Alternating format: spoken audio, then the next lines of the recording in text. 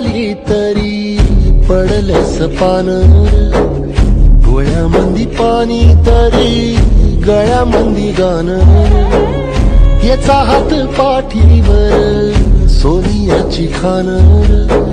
आणि नेत्यांनी सूचना दिली आपल्याला मोकळं पाण्यात जाऊन फोटो काढून फोटो सेशन करून चालणार नाही, त्यांना भरीव मदत करणं गरजेचं आहे।